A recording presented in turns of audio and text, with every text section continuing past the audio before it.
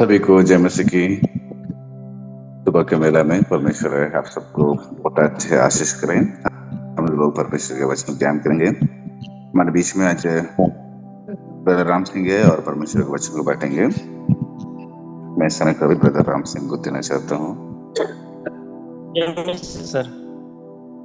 Ram Singh brother. हाँ sir, जय मसीह। जय मसीह के ब्रदर स्टार्ट कीजिएगा। जी सर। जूम मीटिंग में जुड़े सभी भाई बहनों को जय मसीह। आइए हम आज सुबह की बेला में वचन को देखेंगे। उससे पहले हम प्रार्थना करेंगे। सिर को झुकाएंगे, आंखों को बंद करेंगे, प्रार्थना करेंगे। धन्यवाद यीशु पिता परमेश्वर, तेरे नाम की जय जयकार हो, तेरे नाम की बड़ाई पिता परमेश्वर। प्रभु जी, स्वर्ग में विराजमान परमेश्वर प्रभु यीशु मसीह, तुझे धन्यवाद करते हैं पिता परमेश्वर की पिता। प्रभु जी, रात में अच्छा मीठा नहीं दिया और प्रभु जी सुबह दिखाया पिता परमेश्वर, नया दिन दिखाया, नया सूरज दिखाया, उसके लिए धन्यवाद प्यारे पिता। प्रभु जी, आज के लिए प्रार्थना करते हैं पिता परमेश्वर जी, जो भी वचन है पिता परमेश्वर, प्रभु जी हाँ पिता परमेश्वर, सभी लोग प्रभु जी सुने और उस पर चलने वाले बने पिता परमेश्वर। और प्रभु जी, जो वचन हम बताने जा रहे हैं पिता परमेश्वर, हम नहीं परंतु आप प्रभु जी हमें होकर बोले पिता परमेश्वर, और प्रभु जी सुनने वाले के पिता परमेश्वर, पिता परमेश्वर उस पर चलने वाले बने पिता। ऐसा हम प्रार्थना करते हैं प्रभु यीशु मसीह, प्रार्थना यीशु मसीह के नाम से मानते हैं, आमीन। आइए आज हम देखेंगे, अभी तक हमने देखा शेष गीत का पहला, दूसरा, तीसरा अध्याय देखा। आज हम देखेंगे चौथा अध्याय, उसका 1 पद से लेकर 16 पद तक देखेंगे। इसमें हम क्या देख सकते हैं कि हेडिंग क्या है कि इस 1 पद से 16 पद तक जो प्रभु के द्वारा क्या है, कलीसिया की प्रशंसा और बढ़ाई। यहाँ पर अभी तक तो हमने देखा कि जो वधू थी वो ज्यादातर बातें कर रही थी। अब उसके बाद हम 4 अध्याय में देखेंगे, अब वर अर्थात दुल्हा ज्यादा बातें कर रहा है, अर्थात परमेश्वर, दुल्हा को हम परमेश्वर कह सकते हैं और दुल्हन को हम कलीसिया कह सकते हैं। इसमें बताया गया है, इसमें हम 2 बातों को सीख सकते हैं। पहला है कि विवाह में लैंगिक संबंध बहुत अच्छा और जरूरी है। उसके लिए हम पढ़ेंगे उत्पत्ति की पुस्तक, उसका 1 अध्याय का 28 पद। और परमेश्वर ने उनको आशीष दी और उससे कहा, फलो फूलो और पृथ्वी में भर जाओ और उनको अपने वश में कर लो, और समुद्र की मछलियां तथा आकाश के पक्षियों और पृथ्वी पर रेंगने वाले सब जंतुओं पर अधिकार रखो। यहाँ पर परमेश्वर ने कहा कि आदम हवा को आशीष देते हुए कहा कि परमेश्वर जो लैंगिक क्रिया बनाया वो परमेश्वर ने ही रचा था, और बोला कि सब अच्छा है। परमेश्वर ने ही क्या कहा कि जब आदम हवा को परमेश्वर ने बनाया तो उनको पति और पत्नी बोलकर उनको बोला, आशीष दिया कि फलो फूलो और पृथ्वी पर भर जाओ। लेकिन जब शैतान ने उनको क्या किया, बहकाया, हवा को बहकाया, उसी समय से क्या हो गया, वो लैंगिक क्रिया को क्या वो गलत रूप से देखने लगे। वो क्या थे, उस समय नंगे थे, लेकिन फिर भी वो नहीं ऐसा मानते थे। लेकिन जैसे ही शैतान ने उनको बहकाया, तभी से वो क्या हो गए कि उस चीज को गलत नजरिए से देखने लगे। तो उन्होंने क्या किया, अपने आप को कपड़े पहने। और हम देख सकते हैं दूसरी बातें कि जो शैतान है उसने क्या किया कि पत्नी से बाहर उसने क्या किया, बाहर लैंगिक क्रिया को लोगों में प्रोत्साहित किया और लोगों को भ्रष्ट किया। इसको हम समझने के लिए एक पद देखेंगे, प्रेरितों के काम उसका 10 का 15 पद। लिखा है कि फिर दूसरी बार उसे शब्द सुनाई दिया, जो कुछ परमेश्वर ने शुद्ध ठहराया है उसे तू अशुद्ध मत कर। अर्थात यहाँ पर हम देख सकते हैं कि एक बार पतरस जो था कि वो छत पर चढ़कर प्रार्थना कर रहा था, उसी समय परमेश्वर ने उसे एक चादर में बहुत सारे जीव जंतु थे उसको दिखाया और बोला कि खा इसे, मार और इसे खा। लेकिन उसने कहा, प्रभु मैं कभी अशुद्ध चीजें नहीं खाया हूँ। लेकिन प्रभु ने बोला, जो मैंने शुद्ध किया है उसे तू अशुद्ध ना कह। तो पर यानी कि इसमें हम क्या देख सकते हैं कि परमेश्वर ने जिसे क्या है अच्छा बताया है, उसको हम संसार की बातें ना सुनकर उसको बुरा बोले, ना उसको हम उसको क्या करें, सिर्फ विवाह में भी हम लेंगे क्रिया को कर सकते हैं, कि बाहर में हम जाकर और करें और क्या है, शैतान उसको क्या करना चाहता है, भ्रष्ट करना चाहता है। जैसे हम देख सकते हैं कि इसम श्रेष्ठ गीत को जो अच्छा व्यक्ति है, जो धर्मी व्यक्ति, वही अच्छा इस रीति को अच्छी रीति से पढ़ सकता है। यदि बुरा मनुष्य है तो इस श्रेष्ठ गीत को अध्याय को हम क्या वो बुरे रीति से पढ़ सकता है। जैसे आप मोबाइल भी देख सकते हैं कि मोबाइल को हम चलाने वाला व्यक्ति यदि अच्छा है तो वो अच्छी रीति से चलाएगा, यदि बुरा है तो उसको बुरे रीति से चलाएगा। और इसमें हम क्या सीख सकते हैं कि अध्याय में कि इस अध्याय में क्या सीखते हैं कि ये अध्याय को हम ज्यादातर हम अपने सिर्फ अपने पत्नी के साथ पढ़े और पति और पत्नी के साथ पढ़कर सुनाए। इस आज तक हम बहुत सारे देख सकते हैं कि पत्नी अपने जीवन लाइफ में क्या है, लापरवाह होते जा रहे हैं। जैसे कि अभी नया नया शादी होता है तो लोग अच्छे रीति से लोग पत्नी की अपनी सराहना करते हैं, लेकिन कुछ दिन ज्यादा बीत जाता है तो क्या होते हैं, लोग लड़ाई झगड़े करने लगते हैं। लेकिन हमें क्या है, ऐसा नहीं करना। हम हर समय अपने पति और पत्नी का क्या करना चाहिए, सराहना करना चाहिए। और दूसरी बात है, इसमें हम क्या सीख सकते हैं कि विवाह में दूसरी बात क्या सीख सकते हैं कि हम प्रेमी का अपने प्रेमिका के साथ जैसा घनिष्ठ संबंध रहता है, उसी प्रकार इस अध्याय में हम क्या सीख सकते हैं कि प्रभु यीशु का विश्वासियों का एक घनिष्ठ संबंध होना जरूरी है, होना चाहिए। इस अध्याय में हम यही सीख सकते हैं। देखेंगे 4 अध्याय का उसका 1 पद से 7 पद में यहाँ क्या, वधु जो वर है, जो दुल्हा है, जो परमेश्वर है, वो क्या कर रहा है कि 1 पद से 7 पद तक उसकी प्रशंसा कर रहा है। उसके हर एक अंगों का एक गिन गिन कर हर एक अंगों का उसको प्रशंसा कर रहा है, आंखों का, बाल का, ऐसे। अब देखेंगे 1 पद से 7 पद तक देखेंगे कि वो लास्ट में ही बातें खत्म करता है कि हे प्रिय, तू सर्वदा सुंदर है, तुझ में कोई दोष नहीं है। यानी कि वो क्या कहता है, कलेसिया का बोल रहा है कि परमेश्वर बोल रहा है कि तू तेरे कामों को, मैंने हर एक कामों को गिन गिन के परमेश्वर क्या कर रहा है, उसकी बढ़ाई कर रहा है। कलेसिया जो आपने देखा कि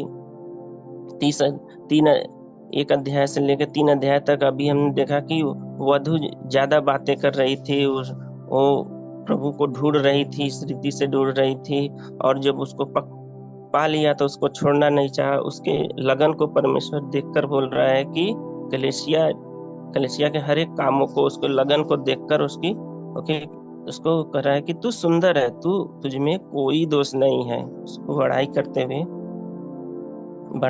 हुए कह रहा है परमेश्वर। और हम देखेंगे कि हमने अभी देखा 1 पद से 7 पद, अभी 8 पद देखेंगे। लिखा है, हे मेरी दुल्हन, मेरे संग लबानोन से चली आ।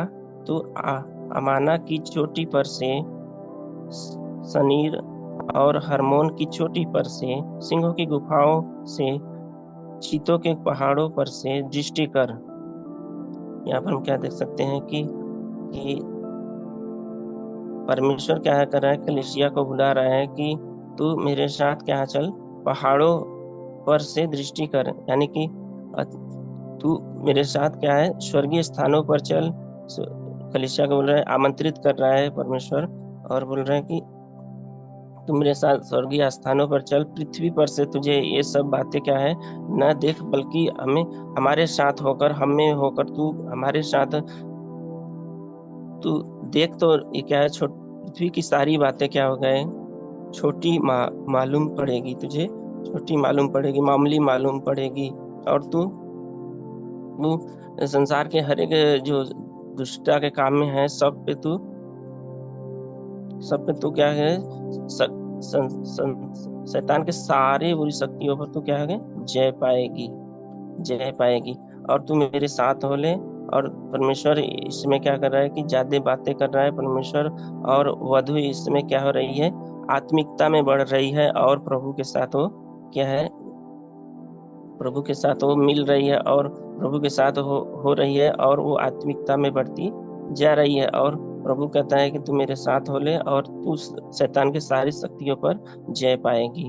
और इसमें हम भी क्या सीख सकते हैं कि जब हम संसार को छोड़ प्रभु की संगति में रहेंगे तो हमें भी कोई हानि नहीं होगी, हम फिर पाप में न गिरेंगे। जब हम प्रभु को अपने दिल में बैठाएंगे तो हम उसमें दूसरा कोई उसमें नहीं बैठ सकता।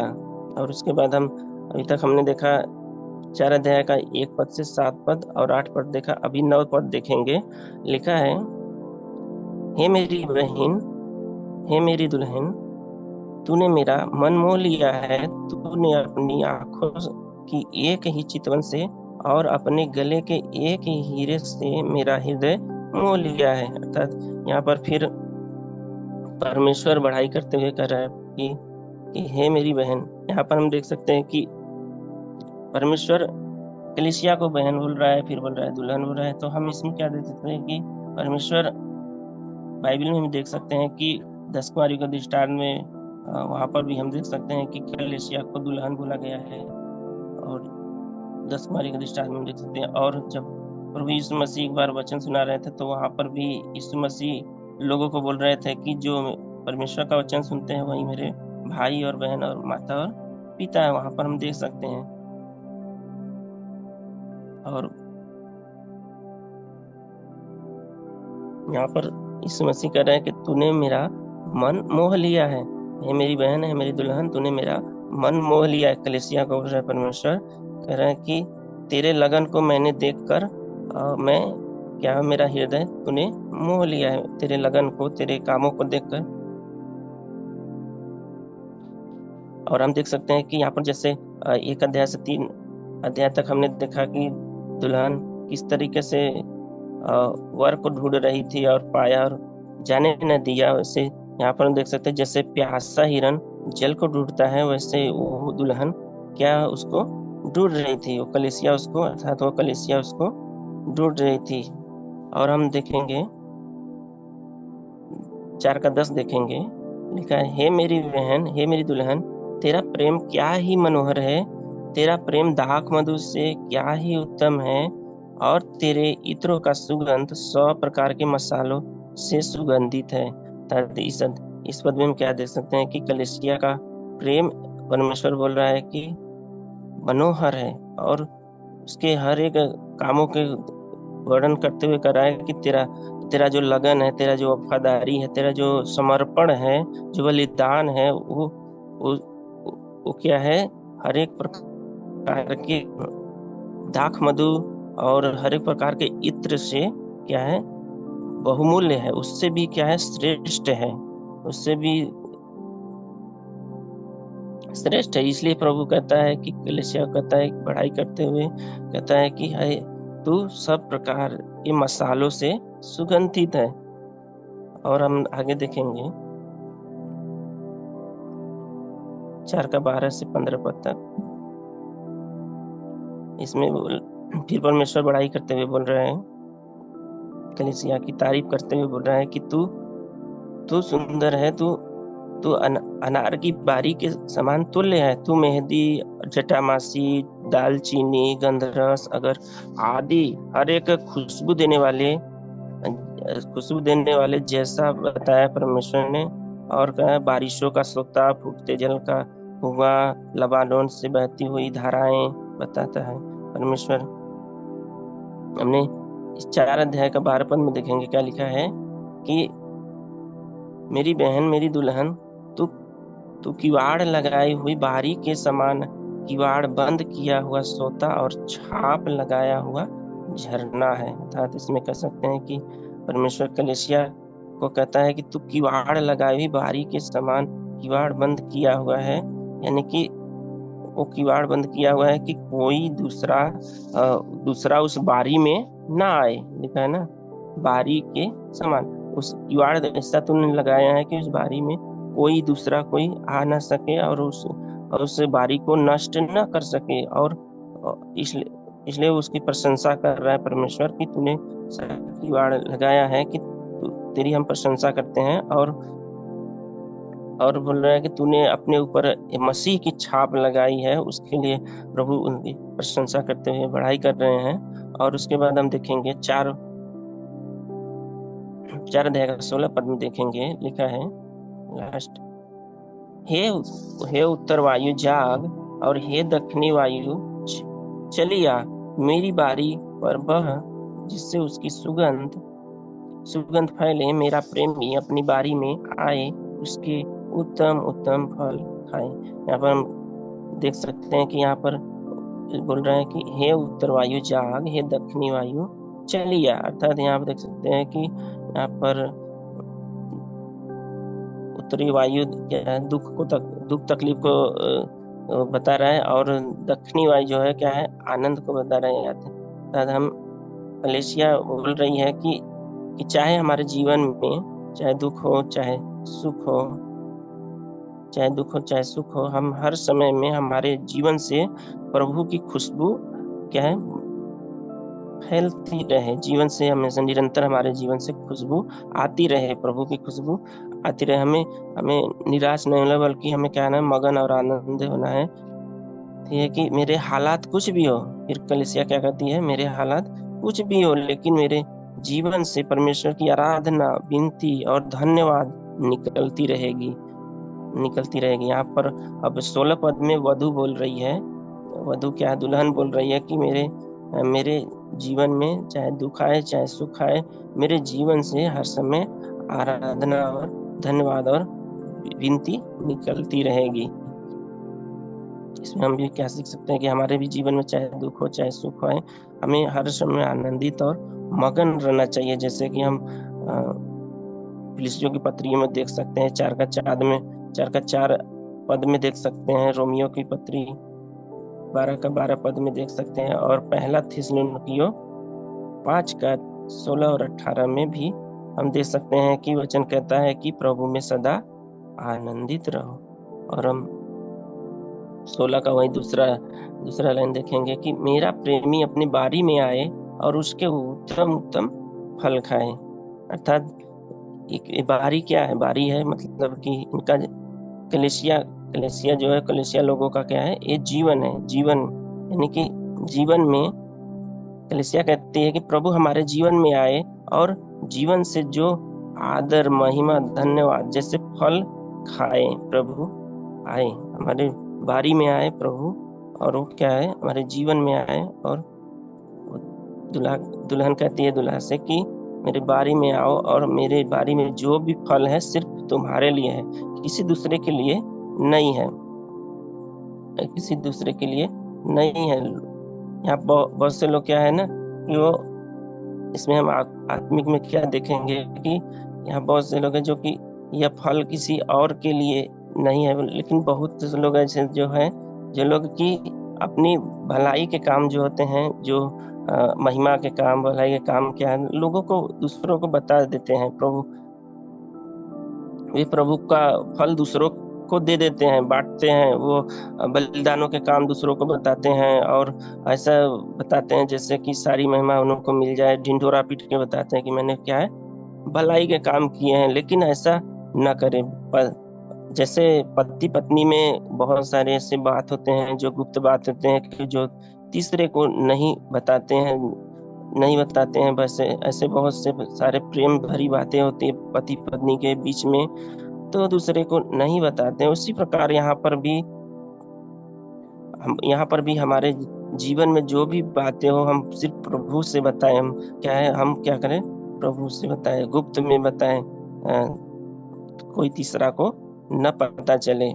अब दुल्हा और दुल्हन के बीच में है बातें, बीच में ही रहे, दूसरे को नहीं पता चले। इसलिए प्रभु कहते हैं ना, मत्ती 6:6 में लिखा है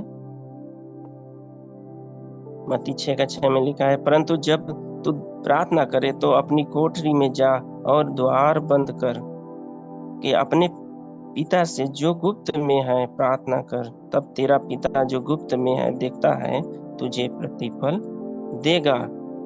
और साथ में लिखा है, प्रार्थना करते समय अन्य जातियों के समान बक बक न करो, क्योंकि वे समझते हैं कि उनके बहुत बोलने से उनकी सुनी जाएंगी। इसलिए हमें अपने बलिदानों के भलाई के काम ढिंढोरा पीट के बताना नहीं है।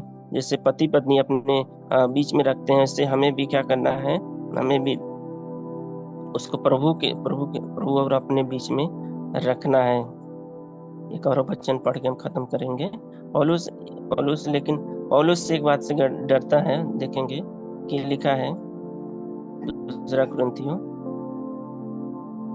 11:3 में पढ़ेंगे, परंतु मैं डरता हूँ कि जैसे सांप ने अपनी चतुराई से हवा को बहकाया, वैसे ही तुम्हारे मन उस सिधाई और पवित्रता जो मसीह के साथ होनी चाहिए कहीं भ्रष्ट न किए जाए। अर्थात जो दुल्हन है, जो कलीसिया के लिए यहाँ पौलुस कहता है कि जैसे हवा को उसने बहकाकर उसको भ्रष्ट कर दिया, इससे कलीसिया को हमारे बीच में से कोई मसीह द्रोही आकर उसे भ्रष्ट ना करे। इस वचन को पढ़े और सुने जाने पर सभी भाई बहनों को आशीष मिले। जय मसीह। अगला समय अपने साथ। Thanks brother. परमेश्वर आपको बहुत आशीष करें।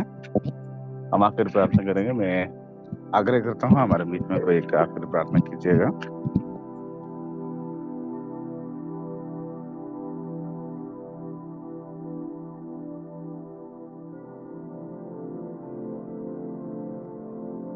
आइए हम प्रार्थना करेंगे। हे स्वर्ग में विराजमान प्रभु यीशु मसीह, हम आपका धन्यवाद करते हैं सुंदर समय के लिए, सुंदर बेले के लिए प्रभु। और परमेश्वर हम दुआ करते हैं उन भाई के लिए प्रभु जो आज के वचनों को प्रभु बांटे हैं हम लोग के बीच में। और परमेश्वर एक कैसे पति पत्नी के बीच में जो बातें रहती है, वैसे हमारी बातें आपके साथ होने पाए पिता परमेश्वर। और हर एक जो सच्चाई, जैसे पति पत्नी में सच्चाई प्रेम रहते हैं, वैसे आपके प्रति परमेश्वर रहने पाए, ताकि हमारे अंदर कोई ऐसी बातें ना हो जैसे कि दूरियां होने पाए। हे परमेश्वर, हम आपके साथ पवित्रता के साथ एक मन होकर प्रभु आपसे एकता में रहने पाए परमेश्वर। हे प्रभु, उन भाई बहनों के लिए भी दुआ करते हैं परमेश्वर जो आज के वचन सुने हैं, उनके जीवन में भी आप बहुत ऐसे आशीष करें आज के वचन के द्वारा प्रभु। उनका दिन, उनके आने वाले समय प्रभु आपके साथ बीतने पाए प्रभु। आपने हमारी प्रार्थना को सुना है इस जूम में, और हर एक भाई बहनों को आशीष किया है, इसलिए धन्यवाद के साथ प्रार्थना प्रभु यीशु मसीह के नाम से मांगते हैं, आमीन। आमीन। ये मेरे मन यहोवा को धन्य कहे और जो कुछ मुझ में है उसके पवित्र नाम को धन्य कहे। ये मेरे मन यहोवा को धन्य कहे और उसके किसी उपकार को ना भूलना। आमीन।